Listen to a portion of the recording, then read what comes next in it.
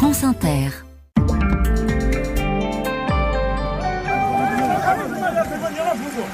Et Kevin, nous sommes d'abord en Papouasie, Nouvelle-Guinée, où les recherches s'arrêtent. Oui, près de 2 semaines après l'énorme glissement de terrain qui a fait plus de 2000 morts.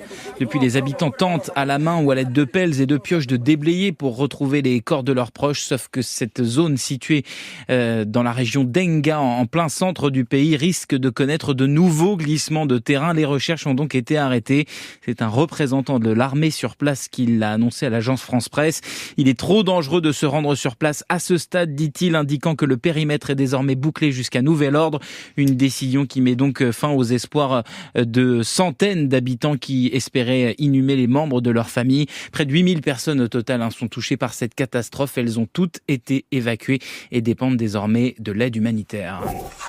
Nous voici en Ouganda avec une disparition. Oui, celle de Stephen Kwikiriza, un militant des droits de l'homme engagé contre les projets pétroliers menés dans le pays par plusieurs entreprises, dont Total Energy. D'après plusieurs ONG, il a été enlevé hier à Kampala, la capitale, par des officiers de l'armée ougandaise.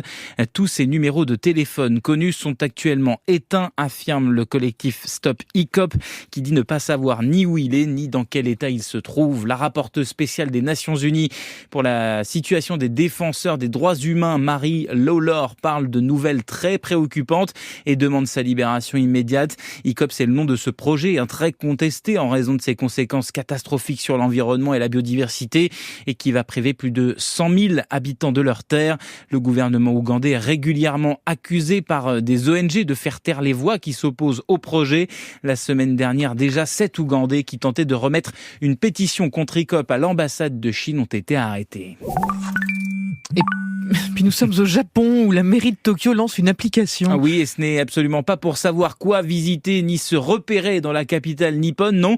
Il s'agit d'une application de rencontre. Et oui, parce que le Japon ne sait plus quoi faire pour relancer sa natalité. C'est le pays qui a, après Monaco, la population la plus âgée du monde, ce qui pose des problèmes de main-d'œuvre et menace certains systèmes publics, comme celui des retraites. Le nombre de naissances ne cesse de chuter.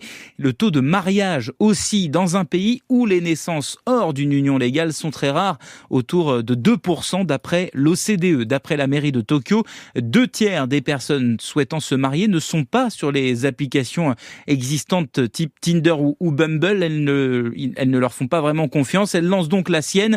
Il faut dire que les villes japonaises organisent déjà des événements de rencontres matrimoniales. C'est assez courant là-bas. Pour s'inscrire, les Tokyoïtes vont devoir prouver qu'ils sont célibataires sur le plan légal et même signer une lettre stipulant qu'ils cherchent à se marier. C'est tellement glamour. Exactement. Merci beaucoup, Kevin Dufray.